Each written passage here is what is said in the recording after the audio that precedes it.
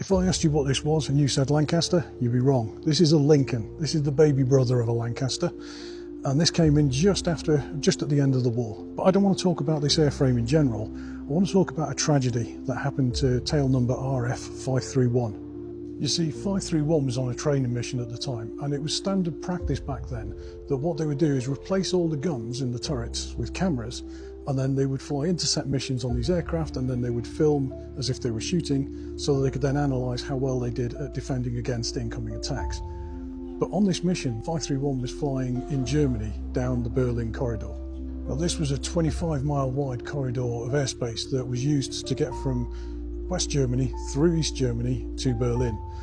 And the problem with that was, on either side of this corridor, you had East Germany, and that was very much Soviet territory. And in 1953, it was just after Stalin had died, and things were pretty tense. And just outside that corridor, well, there was these guys. MiG-15s. You see, just on the other side, these were patrolling the skies, and their only objective was to keep it as sanitized of any kind of Allied aircraft as possible. And whether it was intentional or not, two of these came in on 531 and opened fire. Now, there's some controversy about whether 531 was actually in Soviet airspace or not, and the wreckage didn't help because some of it landed in the West German side and some of it landed in the East German side, so that didn't tell either. But what was in no doubt was that the Soviets overreacted, because of the people who were in 531, 4 of them were killed immediately by the fireball, 3 of them parachuted out, and only 1 made it to the ground, because the other 2 were shot in their parachutes by the MiG-15s, who circled around and strafed them as they were dropping down to earth. Unlike many incidents in the Cold War, it very nearly caused it to become a hot one. The Russians claimed that the Allies were invading their airspace. The Allies claimed that the Russians had shot down a defenceless bomber because it had no guns on board.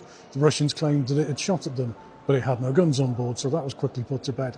And eventually it kind of settled over. Russia took responsibility, admitted it was a mistake, but then no compensation was paid. So it was almost like everyone just wanted to smooth things over and maybe step back just a little bit from the edge of war. You've got to remember that this is a time when certain countries were looking at North Korea and saying, maybe we could fix all this with just dropping a nuke. So people kind of were aware that in general there were some quite big tensions in the world. But what is not in question is that the pilots of these MiG-15s committed a heinous act in that they shot people in their parachutes in peacetime. And that gave RF531 the dubious title of being the only RAF aircraft ever to have been shot down by Soviet forces.